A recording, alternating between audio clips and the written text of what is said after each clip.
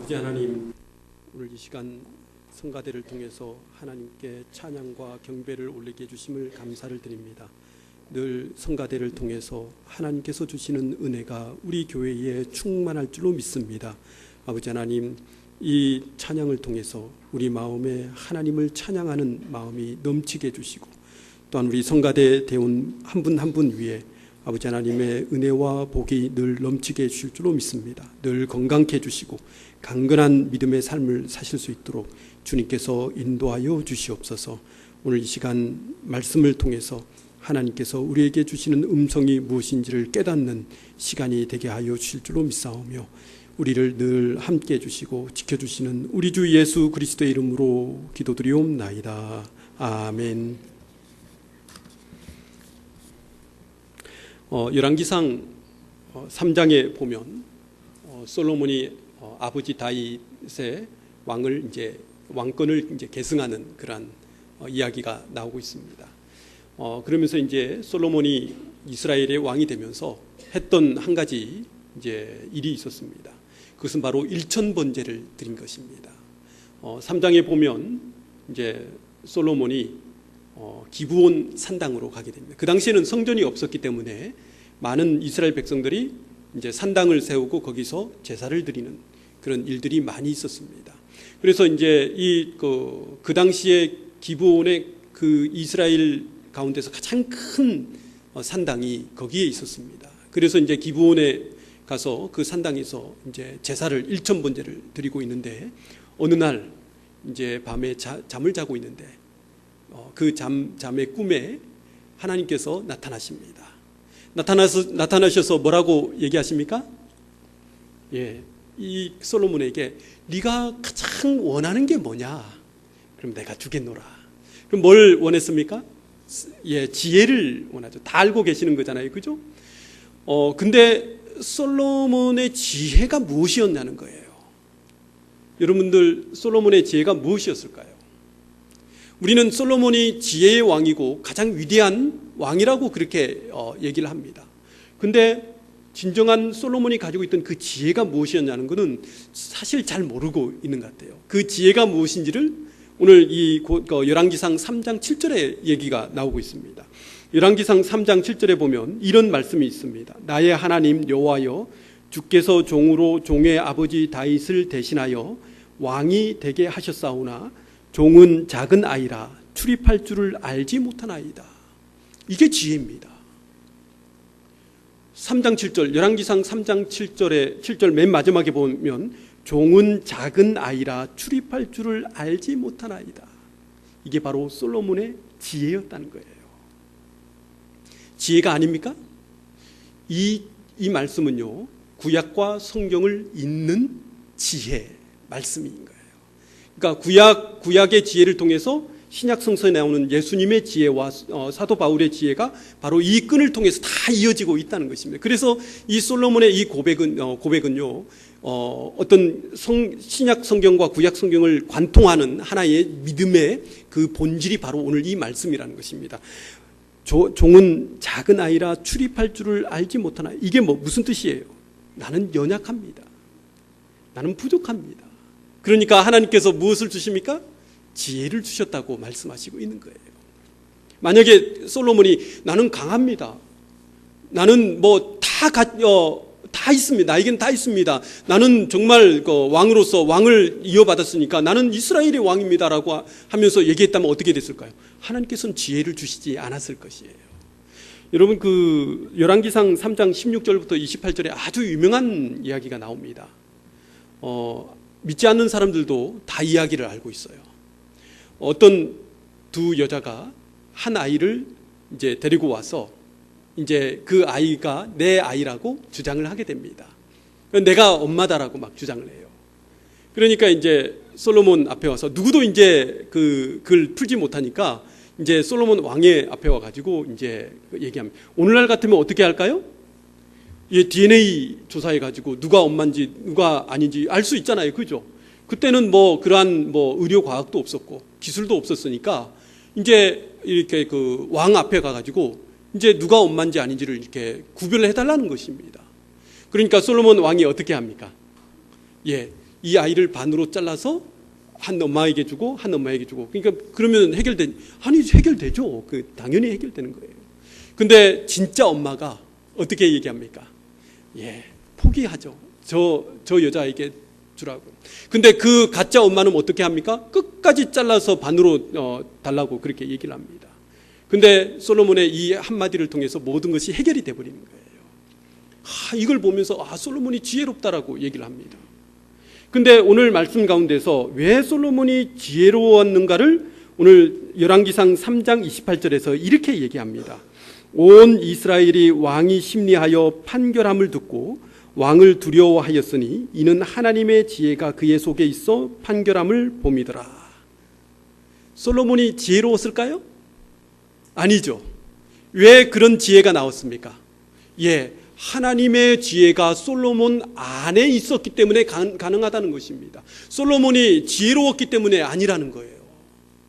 솔로몬이 그런 지혜로운 판결을 할 수 있었던 것은 하나님의 지혜가 그 안에 있었기 때문이라는 것입니다. 오늘 이것이 바로 신약과 구약의 지혜를 얘기하고 있는 것이에요. 오늘 고린도전서 3장 18절부터 23절은 바로 이 지혜를 사도 바울께서 가져와서 말씀을 하시고 있는 것입니다. 우리 함께 18절부터 20절까지 한번 읽어볼까요? 함께 읽어보겠습니다. 아무도 자신을 속이지 말라. 너희 중에 누구든지 이 세상에서 지혜 있는 줄로 생각하거든 어리석은 자가 되라. 그리하여야 지혜로운 자가 되리라.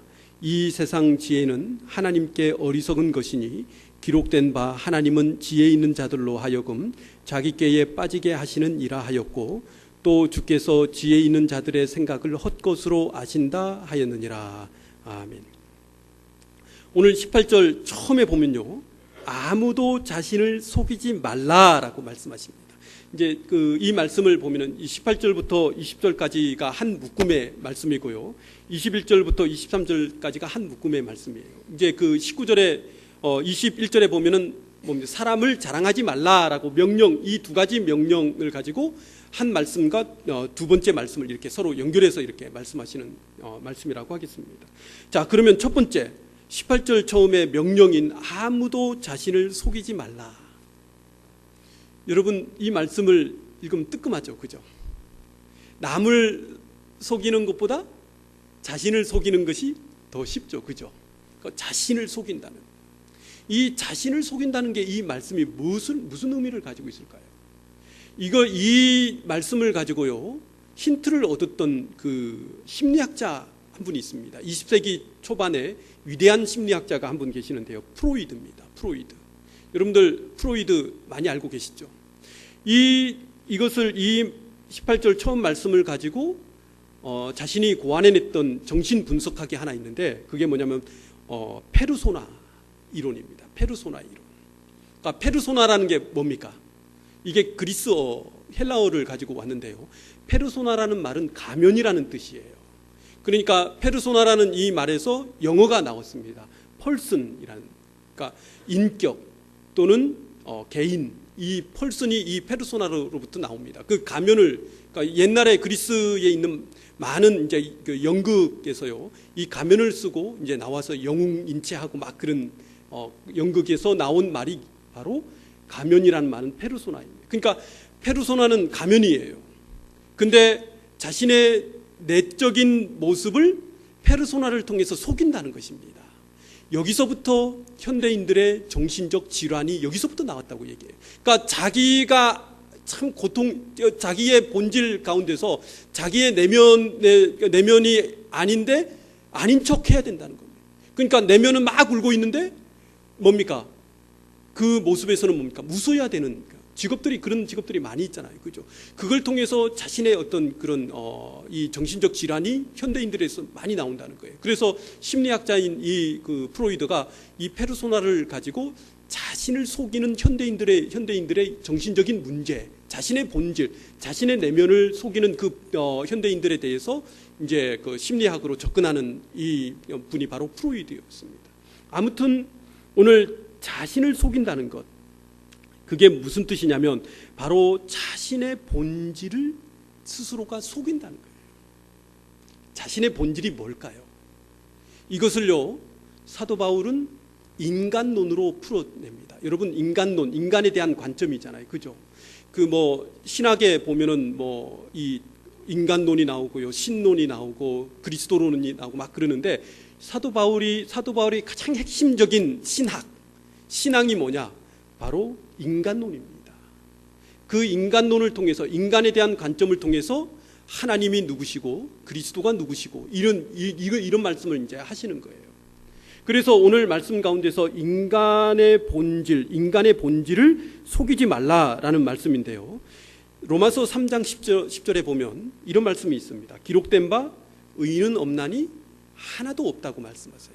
그리고 또한 로마서 3장 23절에서도 뭐라고 말씀하시냐면 바로 모든 사람이 죄를 범하여 하나님의 영광에 이르지 못했다고 말씀하시죠. 그러면은 인간이 누구예요?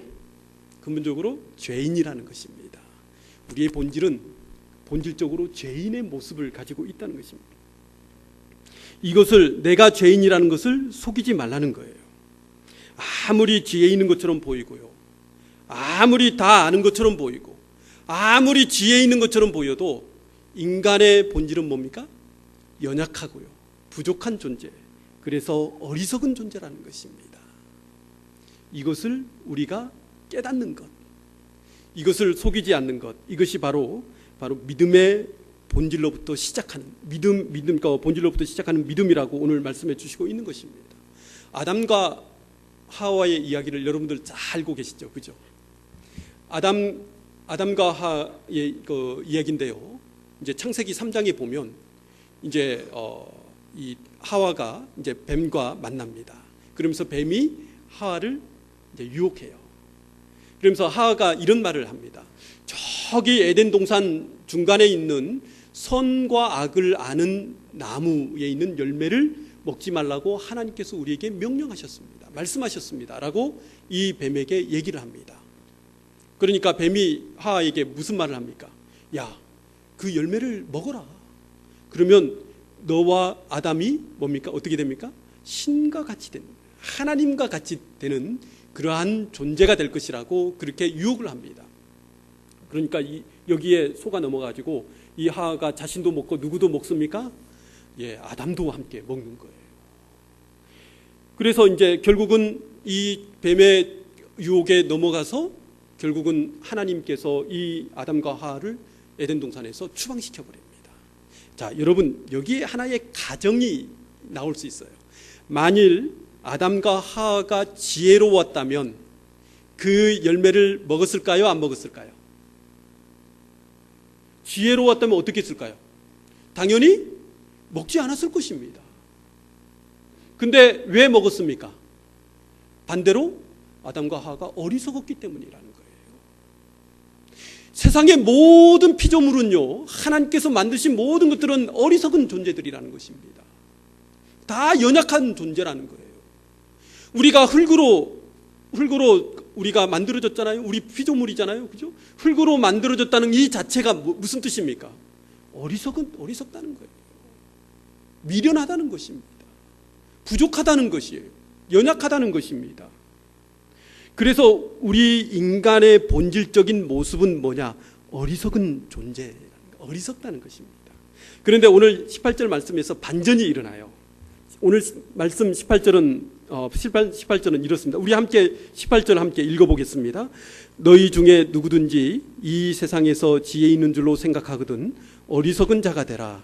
그리하여야 지혜로운 자가 되리라. 자, 오늘 이 말씀은요, 이 아주 단순하고 핵심을 찌르는 말씀인데요. 내가 어리석은 자라고 인정하는 그때에 나는 누가 되는 것입니까? 예, 지혜로운 자가 되는 거예요. 거꾸로 내가 지혜롭다고 생각할 때 나는 어떻게 됩니까? 어리석은 자가 된다는 거예요. 이게 우리 그리스도교의 가장 본질적인 진리라는 것입니다. 내가 어리석다고 주님 앞에 고백할 때 주님께서 나를 지혜롭게 만들어 주시고, 내가 지혜롭다고 얘기할 때 하나님께서 나를 어리석게 만드신다는 것입니다. 솔로몬이 왜 지혜로운 왕입니까? 내가 어리석다. 하나님 앞에서 내가 어리석다고 고백할 때 하나님께서 솔로몬을 어떻게 만들어 주셨습니까? 지혜로운 왕으로 만들어 주셨다는 것입니다. 이게 우리 기독교의 본질, 믿음의 본질이라는 것입니다. 이것을 잃어버리면 우리 기독교의 본질을 잃어버린다는 거예요. 우리 성경의 본질을 잃어버린다는 것입니다. 그래서 우리가 죄인이라고 하나님 앞에 인정할 때 하나님께서 나를 의인으로 인정해 주신다. 내가 하나님 앞에서 난 연약합니다, 부족합니다라고 고백할 때 하나님께서 나를 어떻게 만들어 주십니까? 강하게 만들어 주신다는 거예요. 그래서 고린도후서 12장 12절에서 사도 바울이 이렇게 고백합니다. 이는 내가 약한 그때에 강함이라. 내가 약함을, 나의 죄인됨을, 나의 죄를 주님 앞에 고백하면요, 하나님께서 나를 의인으로 만들어 주셔서 강하게 만들어, 그분이 바로 하나님이시라고 오늘 말씀해 주시고 있는 것입니다. 그런데요, 오늘 말씀 19절에 보면요, 이 단어 하나가 나옵니다. 기록된 바라는 단어, 기록된 바. 자, 19절에 기록된 바. 그러면 기록된 바라는 것은 사도 바울이 어떤 무언가를 인용하고 있다는 얘기잖아요. 그죠? 그러면 이 기록된 바가 항상 나올 때는요, 항상 사도 바울은 구약 성서를 인용합니다. 그래서 이게 편지를 이렇게 쭉 읽다 보면 기록된 바 막 이렇게 나오잖아요. 그죠? 그리고 이 복음서에 또 이렇게 말씀하십니다. 항상 기록된 바라는 말씀이 나올 때는 항상 이 사도 바울이 누구든지 간에 항상 구약 성서를 인용해서 얘기하고 계세요. 그래서 오늘 기록된 바라는 다음 말씀에서 하나님은 지혜 있는 자들로 하여금 자기 꾀에 빠지게 하시는이라 라고 하시는데, 이 말씀을 어디서 가져왔냐면 욥기서 5장 13절에서 가져온 겁니다.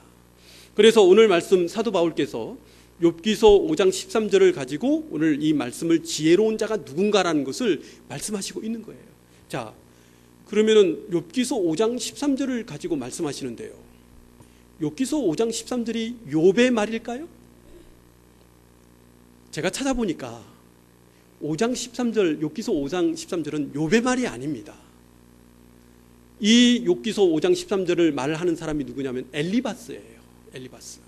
이 엘리바스가 욥을 비난하고 있습니다.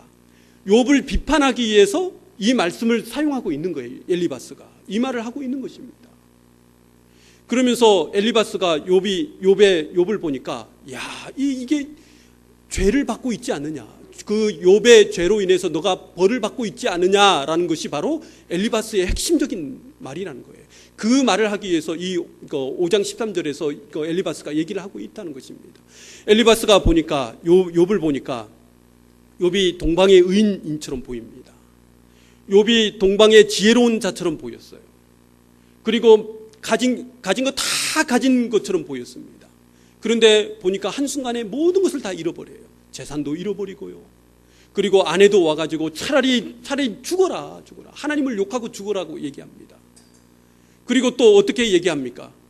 또 너가 한 걸 보니까 그 죄로 인해서 하나님께서 너를 심판하신 거다, 벌을 받는 것이다라고 얘기를 하는 거예요. 근데 그 말을 가지고, 이 엘리바스의 말을 가지고 오늘 사도 바울께서 인용을 하고 계십니다. 왜 그럴까요? 왜 엘리바스의 이 욥을 비판하고 비난하는 이 말을 가지고 와가지고 오늘 사도 바울께서 오늘 여기에 이 말씀을 쓰고 있는, 사도 바울이 몰랐을까요? 이것이 엘리바스의 말인지 몰랐을까? 알았습니다. 이 구약을 다 통달했던 이 사도 바울께서 이걸 모르겠습니까? 다 알고 있었어요. 근데 아는에도 불구하고 사도 바울께서 이 엘리바스의 말을 인용하고 있어요. 근데 오늘 말씀 사도 바울이 약간 엘리바스의 말을 수정하고 있는 말씀이 나옵니다. 욥기서 5장 13절에 보면요, 지혜로운 자가 단수로 나와요. 그러니까 지혜로운 자가 여기서 이제 누굽니까? 욥이겠죠, 그죠? 그러니까 욥을 이렇게 비판하기 위해서. 근데 오늘 말씀 19절, 고린도전서 이 3장 19절에 보면요, 이것을 복수로 만들어 버려요. 그러니까 지혜로운 자들로 바꿉니다. 여기에 그 의미가 있는 겁니다. 바로 고린도 교회 안에는요, 바로 이러한 자신을 지혜로운 자들이라고 주장하는 자들이 있었다는 것입니다. 그러면서 어떻게 해요? 이 고린도 교회를 문제를 일으킵니다. 나는 지혜로운 자고, 나는 강한 자고, 나는 부족함이 없고 연약하지 않고 완전한 자고 완벽한 자들이라고 주장하면서 나보다 조금 못한 사람들을, 그 교회 안에 있는 사람들을 비판합니다. 부정합니다. 그런 사람들을 자꾸 비난합니다. 그러면서 자기네들은 지혜로운 자들이라고 얘기해요. 그러니까 사도 바울께서 이 엘리바스의 이 얘기를 가져와서 여기다 딱 붙이는 거예요. 너희도 엘리바스와 같은 존재들이 아니냐라고 지금 이 얘기를 하고 있는 것입니다. 프랑스 혁명 여러분들 알고 계시죠? 1700년 후반에 프랑스 혁명이 이제 일어납니다. 근데 프랑스 혁명이라는 역사책에 보면요, 한 가지 1년 동안 일어나는 아주 중요한 사건을 하나 얘기합니다. 그것은 바로 공포 정치예요. 아마 여러분들도 알고 계실 겁니다. 이 공포 정치가 이 1년 동안의 공포 정치가 프랑스의 역사를 완전히 바꿔버려요. 1년의 공포 정치가 있고 난 다음에 누가 나옵니까? 나폴레옹이 나오는 거예요. 그래서 이 1년의 공포 정치 때문에 나폴레옹이라는 인물이 뜨게 된 것입니다. 그 공포 정치가 뭐냐? 이 공포 정치를 이끌었던 프랑스 혁명가가 한 명 있는데 그 사람이 바로 로베스피에르라는 사람입니다. 근데 이 로베스피에르라는 이 사람은요, 이 사람의 별칭이 있는데, 닉네임이 있는데, 그 닉네임이 뭐냐면 타락이 불가능한 사람, 타락할 수 없는 사람이라는 거예요. 그러니까 이 사람은요, 도덕적으로 완벽한 사람이었습니다. 윤리적으로 완전한 사람이었어요. 이 사람에게서 뭔가 잘못된 거라든가 뭔가 죄라든가 이런 도저히 발견할 수 없는, 진짜 이 사람은요 완전한 사람이에요. 완전한 사람. 아무도 그 사람으로부터 뭔가를 끄집어낼 수 없는, 잘못된 것을 끄집어낼 수 없는 완벽한 사람이었습니다. 근데 이 사람은요 편협한 사람이었습니다. 자신의 도덕적인 완벽함과 윤리적인 완전함을, 이 잣대를 가지고 자기의 그 잣대에서, 기준에서 조금만 벗어나면요 단두대에 처형을 시키는 거예요. 자기가 보는 관점, 윤리적인 관점을 가지고, 도덕적인 관점을 가지고, 야, 이 사람이 좀 잘못했어? 자기 옆에 있는 사람이 있으면 무조건 단두대에 가서 죽여버리는 거예요. 그 다음날.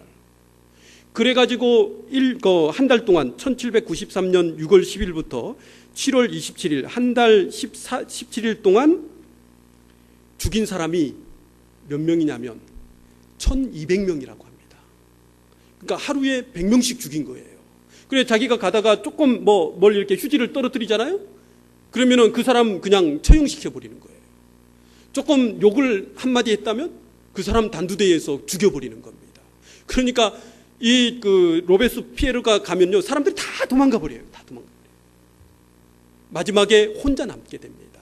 그러면서 이것을 참지 못해 가지고 결국은 그 다음 해에 이 프랑스 의회에서 이 로베스피에르를 탄핵을 시켜버립니다.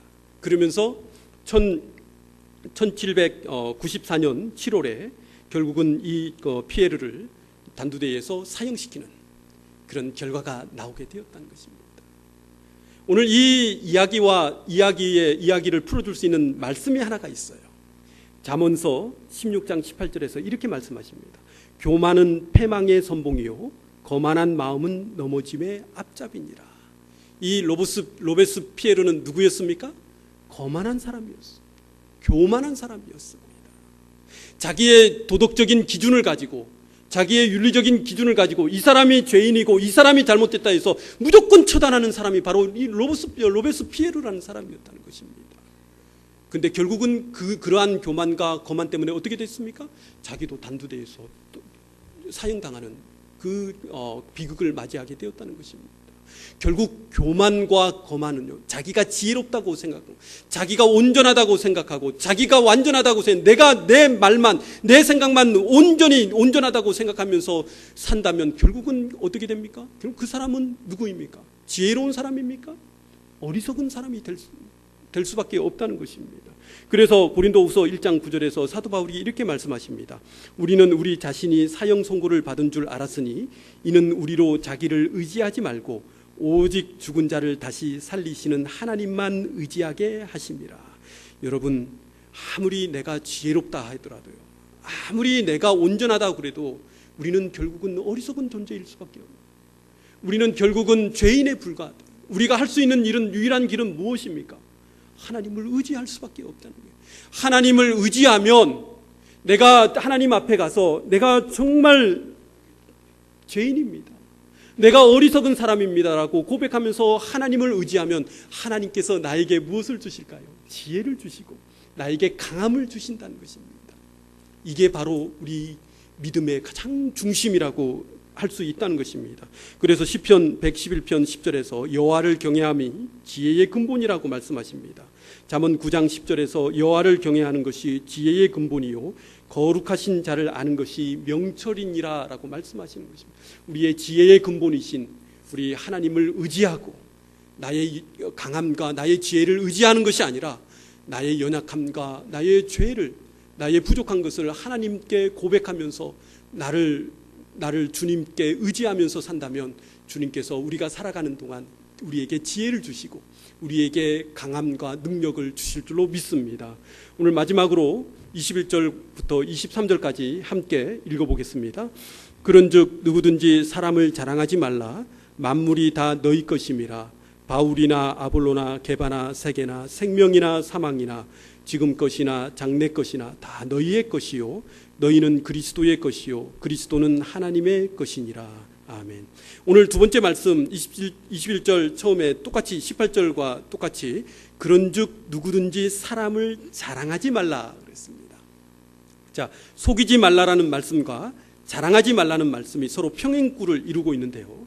오늘 사람을 자랑하지 말라 했을 때 사람의 무엇을 자랑하지 말라는 것입니까? 나의 지혜를 자랑하지 말라는 거예요. 나의 강함을 자랑하지 말라는 것입니다. 자, 그러면은 반대로 우리는 무엇을 자랑해야 될까요? 우리의 어리석음을 자랑하라는 것입니다. 나의 연약함을 자랑하는. 그러면 세상 사람들이 보면요, 야, 저걸 왜 저렇게 얘기하지? 이렇게 얘기할 수도 있잖아요, 그죠? 이상하다라고 생각. 근데 우리 그리스도인의 믿음에서는요, 우리는 우리의 연약함을, 우리의 어리석음을 자랑하는 것이 바로 믿음의 가장 중심적인 기준이라는 것입니다. 사도 바울은 고린도후서 11장 30절에서 이렇게 표현합니다. 내가 부득불 자랑할진대 내가 약한 것을 자랑하니라. 약한 것은 무엇일까요? 사도 바울께서 말씀하신 약한 것은 바로 십자가입니다. 내가 십자가를 자랑하는 거예요. 고린도전서 1장 23절에서 이방인은 십자가를 미련한 것이지만 이방인에게 십자가는 어리석은 거지만 우리 그리스도인들에게는 지혜라고 말씀하시고 있는 거예요. 십자가가 바로 지혜라는 것입니다. 십자가는 우리 믿는 자들에게 바로 겸손입니다.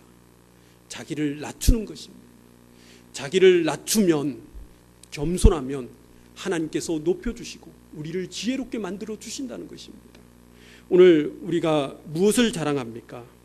무엇을 우리가 자랑하면서 살아가고 있습니까? 예수님을 자랑하면서, 십자가를 자랑하면서 사시기 바랍니다. 늘 겸손하고 늘 자기를 낮추면서 살아간다면 하나님께서 우리를 지혜롭게 만들어 주시고 우리를 강하게 만들어 주신다고 우리에게 말씀하시고 있는 것입니다. 그러면서 오늘 말씀 21절부터 23절까지 계단식으로 사도 바울이 십자가의 지혜를 풀어가고 있습니다. 21절에 보면요, 누구든지 사람을 자랑하지 말라. 만물이 다 너희 것이라고 얘기합니다. 22절에서 보면 바울이나 아볼로나 게바나 세게나 생명이나 사망이나 지금 것이나 장래 것이나 다 너희 것이라고 얘기합니다. 23절에서 그럼에도 불구하고 너희는 그리스도의 것이요 그리스도는 하나님의 것이니라. 그러면 세상에 있는 모든 내가 가지고 있는 것들뿐만 아니라 모든 것들은 누구의 것입니까? 예, 하나님의 것입니다. 마치 내가 가지고 있는 모든 것들이 내 것인 것처럼 보일지라도 내가 하는 모든 것들이 다 지혜롭고 다 모든 것이 다 나의 것인 것처럼 보일지라도 결국은 마지막에 가면 누구의 것입니까? 하나님의 것이라는 하나님의 것. 이것을 우리가 깨달으면 우리가 겸손할 수 있는 겁니다. 우리를 낮출 수 있는 거예요. 이것을 깨닫지 못하면 어떻게 될까요? 우리는 뭡니까? 지혜로운 사람처럼 생각하고 교만하고 거만해지게 된다는 것입니다. 오늘 지혜로운 동방의 의인 욥이 나옵니다. 욥의 지혜가 오늘 여기에 나오는데요, 솔로몬의 지혜와 서로 연결되는 지혜입니다. 욥기서 1장 21절에서 이렇게 말씀하십니다. 내가 모태에서 알몸으로 나온즉 또한 알몸이 그리로 돌아가올지라. 주신 이도 여호와시요 거두신 이도 여호와시니 여호와의 이름이 찬송을 받으실지니이다. 여러분, 주신 분은 누구십니까? 하나님이시고 거두어 가시는 분은 누구십니까? 하나님이십니다. 욥의 지혜가 바로 여기, 솔로몬의 지혜가 바로 여기, 사도 바울의 지혜가 바로 여기에 있다는 것입니다. 오늘 모든 것의 주인은 하나님이신, 가져가시는 분도 그리고 주시는 분도 하나님이시기에 내가 하나님만 의지하면서 하나님을 찬송하면서 살겠습니다. 그러한 고백을 하는 지혜로운 그리스도인, 겸손한 그리스도인, 자신을 낮추면서 주님의 십자가를 지고 뒤를 쫓아가는 그러한 믿음의 그리스도인이 되시기를 주님의 이름으로 축원드립니다. 기도하겠습니다.